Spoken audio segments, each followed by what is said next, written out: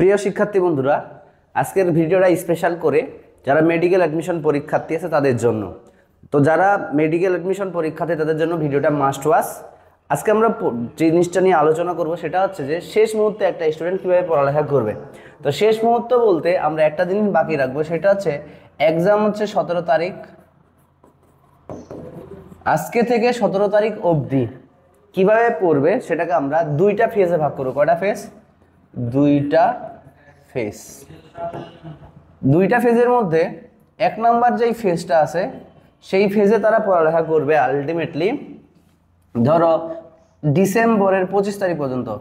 ডিসেম্বরের 25। আর দুই নাম্বার ফেজটা হচ্ছে কি ডিসেম্বরের 25-এর পর। ঠিক আছে? তো এই জিনিসটা নিয়ে আমরা দুইটা ফেজে ভাগ করতেছি। তো কিভাবে পড়া উচিত? তো প্রথমেই আমরা যেটা পড়বো সেটা হচ্ছে কি আমরা কয়েকটা বিষয় আজকে আলোচনা করব। তার মধ্যে হচ্ছে কি শেষ মুহূর্তে কিভাবে পড়বে। তো আমি আগেই বলছি শেষ মুহূর্তের মধ্যে দুইটা ফেজ, একটা 25 তারিখের আগ পর্যন্ত আর একটা যে 25 তারিখের শেষে পরে। ঠিক আছে? তো এই 25 তারিখের আগ পর্যন্ত যেটা দরকার সেটা গ্যাপ ফিল আপ, অথবা যে অধ্যায়টা কম পড়া আছে, যে অধ্যায় কম পড়া সেইগুলা পূরণ করা, সেটা কমপ্লিট করতে হবে। ঠিক আছে? এখন ধরো অনেক স্টুডেন্ট আছে যাদের 100% বই শেষ হয়ে গেছে, আবার অনেকে আছে যাদের 80% বা 70% বই শেষ হয়েছে আর বাকি অংশটা শেষ হয় নাই। তো যাদের মনে করো যে 70% পড়া হয়েছে, বা আমি এটা দুইটা ফেজে ভাগ করতে চাই, এটা 100% বা 100% না বললেও আমরা 80% প্লাস, আর এটা হচ্ছে কি 50% এর কম। ঠিক আছে? এরকম দুইটা ক্যাটাগরি আমরা স্টুডেন্টকে ভাগ করতেছি। তো যাদের 80%-এর বেশি পড়া হয়ে গেছে বা 100% হয়ে গেছে তাদের এখন জাস্ট কি করা, রিভিশন দাও, এক্সাম দাও। ঠিক আছে? আর মনে করো যে তোমার রিভিশন দাও, মানে বারবার তোমাকে রিভিশন দিতে হবে, এক্সাম দিতে হবে। এখন ধরো আমাদের অনেক কোর্স আছে বা অনলাইনে দেখবা যে অনেক প্ল্যাটফর্ম অনলাইন এক্সাম নিচ্ছে। তো তোমরা হচ্ছে কি ওই এক্সামে দেখবা সাবজেক্ট ফাইনাল আছে, পেপার ফাইনাল আছে, তারপর হচ্ছে আমাদের কি বলে মডেল টেস্ট আছে। ধরো এই সাবজেক্ট ফাইনাল, ধরো আমরা প্রথমে আসলাম পেপার ফাইনাল। এই পেপার ফাইনালে কি করা উচিত? সাবজেক্ট ফাইনালে কি করা উচিত? Subject final. আর শেষ হচ্ছে কি মডেল টেস্ট। তো এখন দেখা যাক পেপার ফাইনালের ক্ষেত্রে আমরা দেখো একটা বই, সাবজেক্ট ফাইনালে হচ্ছে আমাদের কি দুইটা বই মিলে একটা সাবজেক্ট, আর মডেল টেস্টে সব মিলায়া। ঠিক আছে? তো তুমি যখন পেপার ফাইনাল পড়বা তখন প্রত্যেকটা দিন তোমাদের মডেল টেস্ট হয়তো বা 1 তারিখ থেকে, কোনো কোচিংয়ে 3 তারিখ থেকে শুরু হবে। তবে আমি মনে রাখবো যে মনে করবো যে তোমরা এইভাবে পড়বা যে ধরো পেপার ফাইনাল যখন দিয়ে যাবা, ধরো বায়োলজি তুমি যাচ্ছ আজকে, বায়োলজি, এই বায়োলজি অধ্যায়ের তোমার কয়টা অধ্যায় আছে? ফার্স্ট পেপারে 11টা অধ্যায় আছে। কয়টা? 11টা। তো তুমি তো আর একদিনে এখন সম্ভব না, যদি পাওয়া সম্ভব তো ভালো, আর যদি সম্ভব নয় তুমি অ্যাটলিস্ট 60টা অধ্যায় ভালো করে পড়ে যাবা। ভালো। সেম সেকেন্ড পেপারে তুমি কি করবা?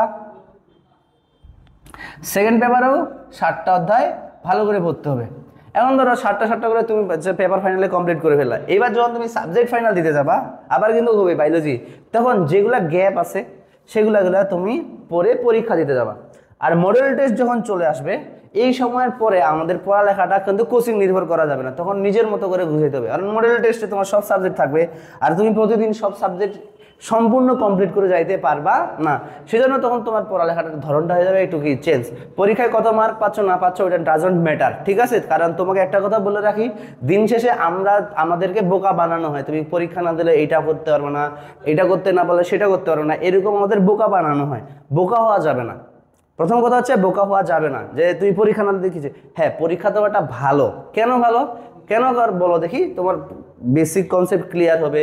2 নাম্বার কথা হচ্ছে যে তোমরা এই যে ধরো আমরা যখন বই পড়ি, এটা নিউজ পেপারের মতো করে পড়ি, এভাবে জাস্ট পড়ে যাই, কিন্তু কোন লাইনটা আমার জন্য ইম্পর্টেন্ট, কোন লাইনটা আমার জন্য ইম্পর্টেন্ট না, সেটা জানার জন্য পরীক্ষা দেওয়াটা খুবই জরুরি। কিন্তু তুমি যদি পরীক্ষায় কম পাও, হতাশ হওয়ার কিছু নাই।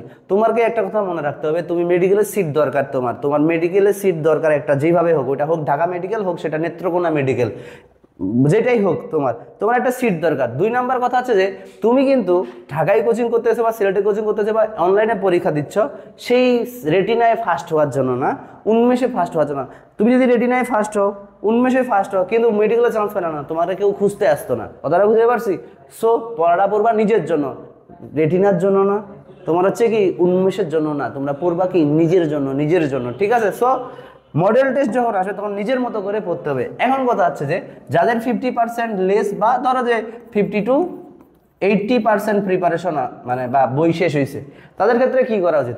ফার্স্ট হচ্ছে তার কি গ্যাপ ফিল আপ করা, গ্যাপ ফিল আপ করা।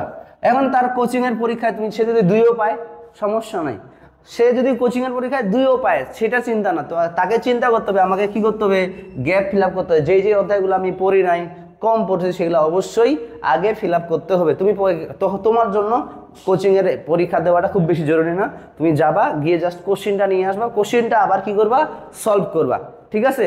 তোমাদের জন্য কি এক্সাম দেওয়ার থেকে কোশ্চিন সলভ করা জরুরি, ঠিক আছে? এক্সাম দেওয়ার থেকে কোশ্চিন সলভ করাটা বেশি জরুরি। ওকে, তাহলে আমরা একটা পয়েন্ট চলে গেল, এবার আমরা আসি 2 নাম্বার পয়েন্টটা।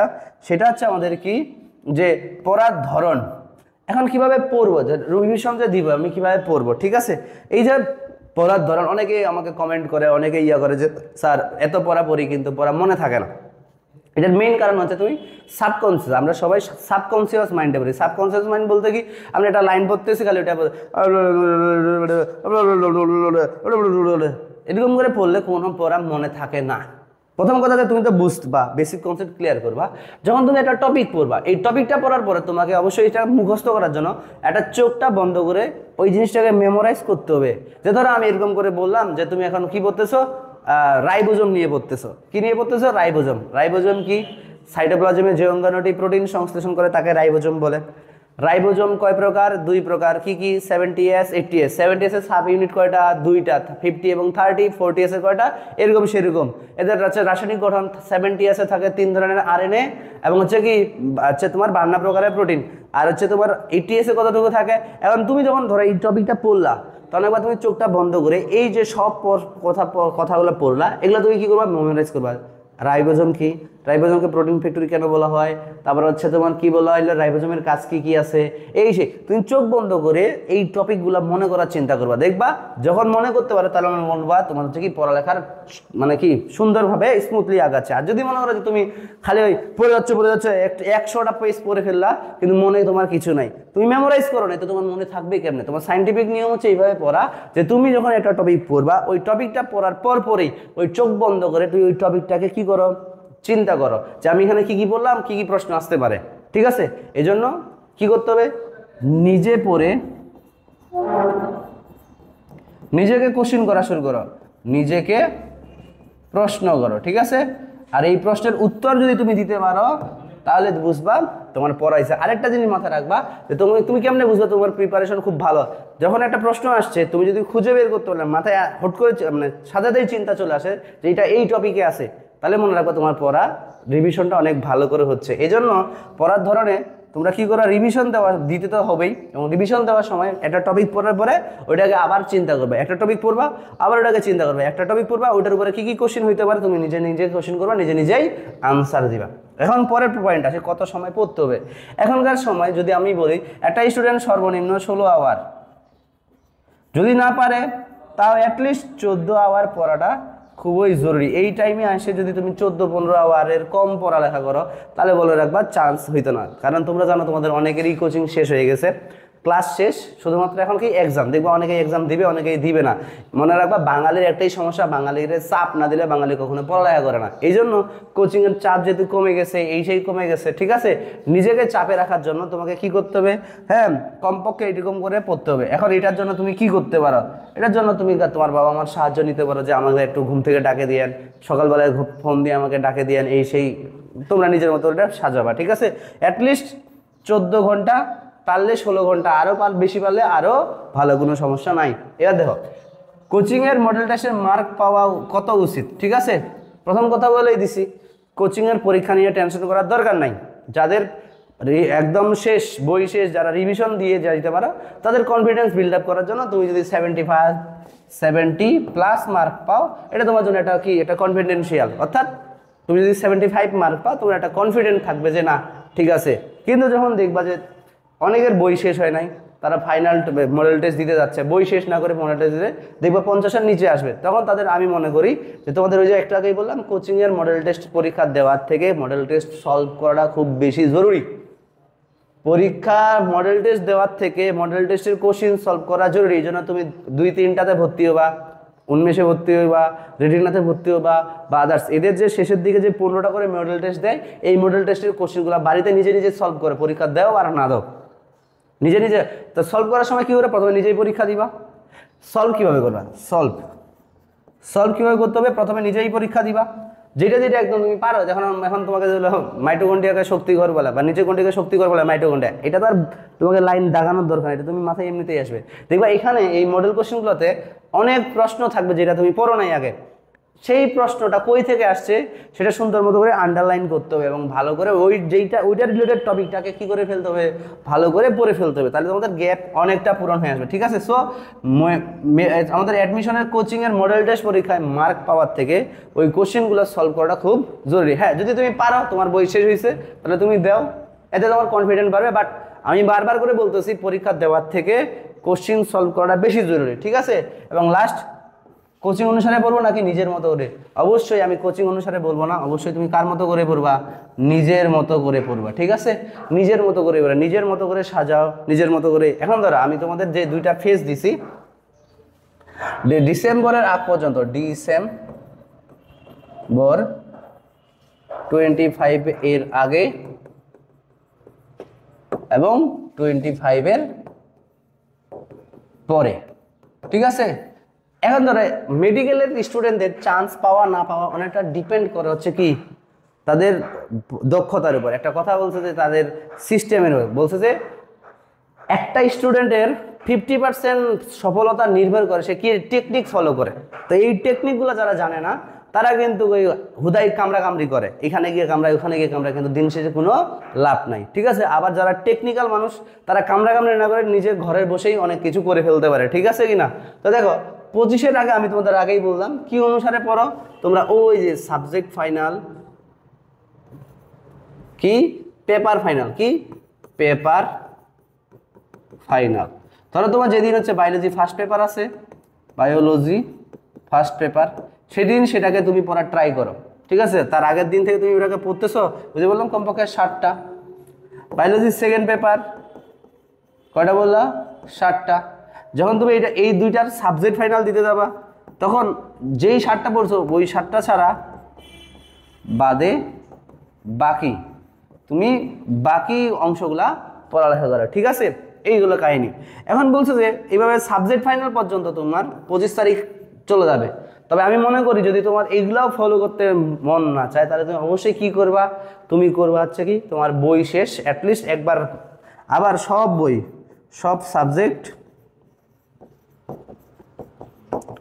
একবার কি করতে হবে, শেষ, মানে রিভিশন দিতে হবে, ঠিক আছে। মাস্ট 25 তারিখের আগ পর্যন্ত একবার না 2বার দিতে পারলে আরও ভালো হবে। তবে অবশ্যই মনে রাখবা, রিভিশনটা বেশি দিতে গিয়া যেন তুমি আবার ওই মানে যে কি বলে তোমার অল্প অল্প না পড়ে পড়ো, তুমি ভালো করে পড়বা, কিন্তু ভালো করে একবার রিভিশন দিতে পারো। যদি তোমার 2বার দেওয়ার মতো সক্ষমতা থাকে, তাহলে তুমি 2বার দিতে পারবা। কারণ এখন কিন্তু একটা অধ্যায় রিভিশন দিতে বেশি সময় লাগে না। ধরো যে কোষের গঠন অধ্যায়টা 2 ঘন্টায় শেষ করা যাবে, তুমি যদি 2 ঘন্টা না পড়ো, তুমি 4 ঘন্টা সময় নাও, সমস্যা নাই, ঠিক আছে কি না। বাট ভালো করে পড়ো। এখন বলছে 25 ডিসেম্বরের পরে আমাদের অ্যাটলিস্ট 20 দিন হাতে রাখতে হবে ঠিক আছে? এইভাবে এই 25 আচ্ছা এক্সামের 25 দিন আগে, ধরো এক্সামের